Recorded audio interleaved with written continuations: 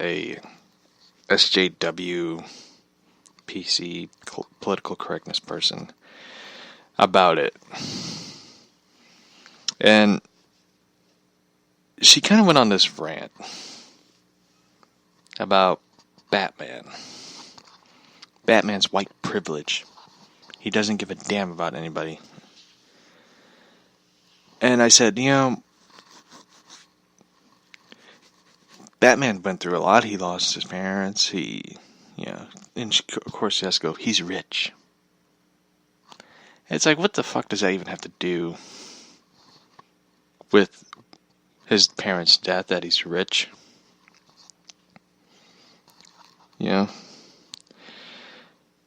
And I love the one thing. I fired back quickly at it when she said, well, he mistreats women. He doesn't treat women with respect. I was like, Natalia fucking raped him? So she could get pregnant by him?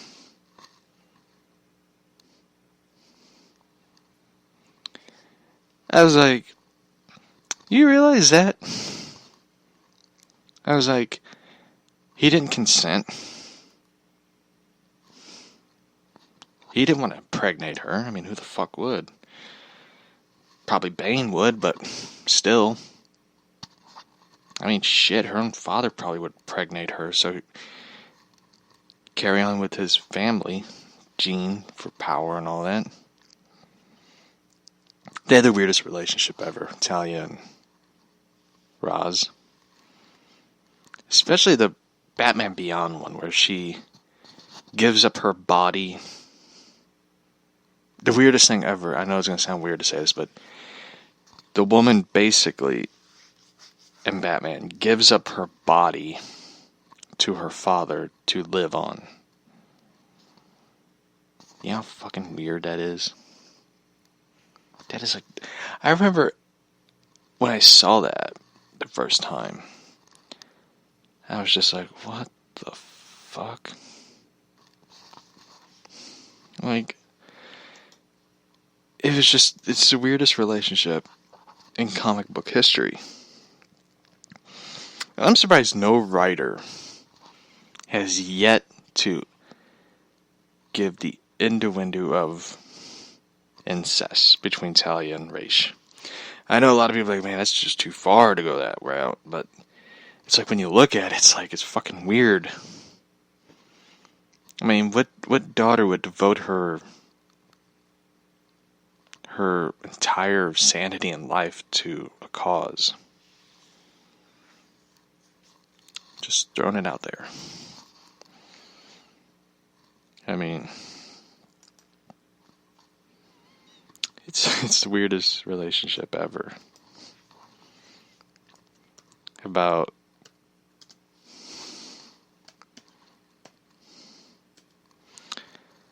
did you read the Joel Schumacher interview?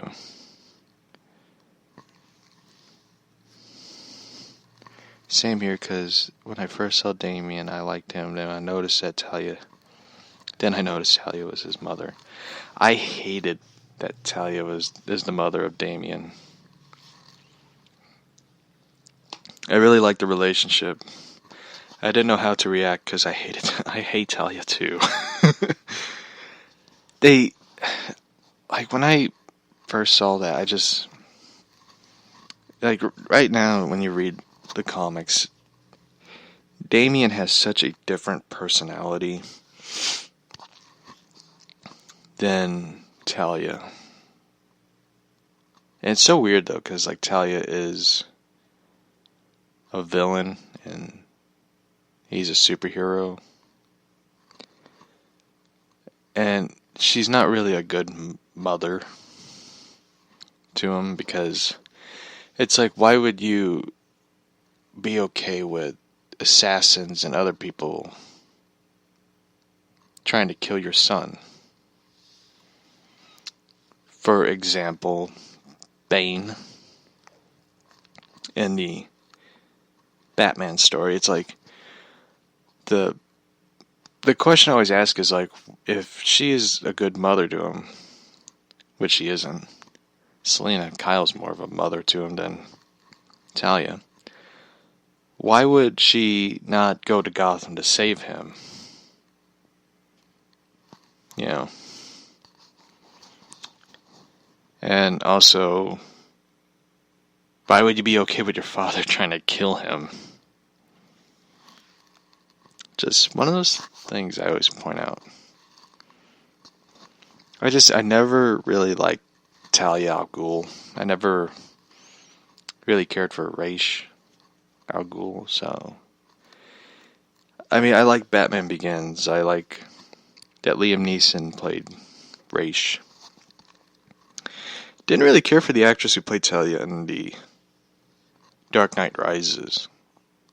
Because she has the charisma of a sack of wet gravel. You're like, what? And she also had the worst death in cinema history. So, worst death ever. Director Joel Schumacher. I know I was asked about this one because I talked about him before. He talked about Batman. And he talked about the Batman and Robin film, stating that Batman and Robin are not gay. But I love how page 6 ignores everything about Batman, because instead they talk about Joel Schumacher, where Schumacher had estimated that he had sex with over 20,000 men. I don't know how the fuck he's alive, but... yeah. I'm not saying anything mean or homophobic. I'm just saying, like, the man, he had sex with 20,000 men. I love how they ignore his Batman films, because, like, anytime he talks about his movies and stuff, it's really interesting to hear him talk about his films, because he did Lost Boys, Phone Booth, The Client, A Time to Kill, the Batman films, Andrew Lloyd Webber's Phantom of the Opera, and St. Elmo's Fire. I think he directed that. Yeah, he directed it. Reading about his films, him talking about his movies and stuff is interesting. I don't really care about his personal life and who the fuck he slept with. And he talked about Batman, and he also talked about Woody Allen. For those who don't know who Woody Allen is, I wish I was one of you people. I don't really like Woody Allen. I never really got his work. I know a lot of people love Woody Allen's films and stuff. I mean, I'll admit, I like the one movie, Scoop. That's where he directed. He directed and starred in it. I really like that film, where he played he played a magician. And it starred him, Hugh Jackman, and Scarlett Johansson. And Scarlett Johansson plays a reporter who is investigating a murder, and she recruits Woody Allen, who is a magician, illusionist, whatever they call it, to help her investigate. And the suspect of the murder is Hugh Jackman, who is a charismatic man. And Hugh Jackman is fucking funny in that movie. I wish I could see him do more comedy, because he is hilarious in that movie. Even though he's a serial killer, he's hilarious. I just thought he was that funny in it. And Woody Allen, I feel bad for him in a way, because his personal life is so... his personal life is so bizarre that when you read about it, you have to do double takes and reread some of the stuff because you're like, how did he get away with it? I sort of hold him in the same caliber that I hold Roman Polanski. And the thing is, the way I look at Roman Polanski is the same way that you have to watch the video. Harrison Ford's reaction for him winning an Oscar is my reaction. It's like disgust. Not at the man, lady looking bitch Meryl Streep of how disgusting she looks. I'm serious. If you ever look at Meryl Streep, it's like, it looks like a dude in drag.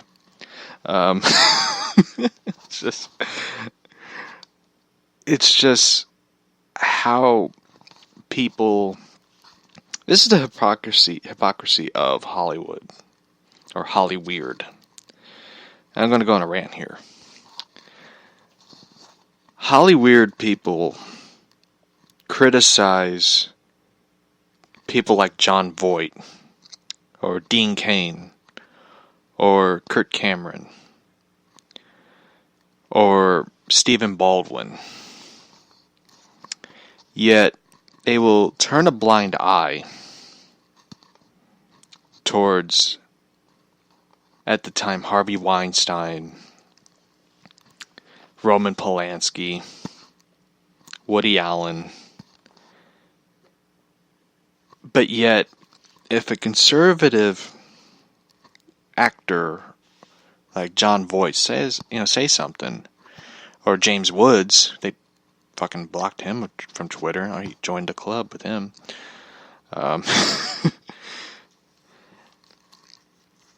They will hang those guys out to dry and shame them for being outspoken and believing in their beliefs and stuff. But when you look at guys like Woody Allen or Polanski, they're just like, he didn't. They're great artists, okay? It happened years ago. Let it go. But, when the Me Too movement happened, everyone kind of knew Harvey Weinstein would be. Boom. Schumacher, who helmed films such as Batman and Robin, A Time to Kill. I love how they put the worst film before one of the good ones. Also opened up about his longtime friendship with Woody Allen, whose estranged daughter, Dylan Farrow, has accused him of sexual abuse when she was a child, when she was 7, when she first spoke about the allegations of the abuse in 1992. Schumacher said in the interview, I saw the interview with Dylan, the 80-year-old Schumacher. I didn't know he was 80. Said of the allegations, which have renewed interest resulting in the fallout with Allen, she believes it happened. Her brother, journalist Ronan Farrow, certainly believes it. Mia Farrow. She was married to Frank Sinatra. I want to say this. How the fuck did you go from marrying Frank Sinatra to dating Woody fucking Allen? If you ever look at the two photographs of the men side by side, it's kind of like you dated the singer who was very popular, and you dated a schmuck. How did you go from that? It's just a question, It'd be like some dude dating Angelina Jolie to dating Rebel Wilson. It'd be like, how the fuck did you go from Laura Croft to an annoyance? Yeah. It's one of the weirdest things. Anyway, Mia Farrow, Dylan's mother, and Alan's former girlfriend absolutely believes it. And I'm not saying it happened. I'm just saying they believe it. Believe it happened. But she was young at the time.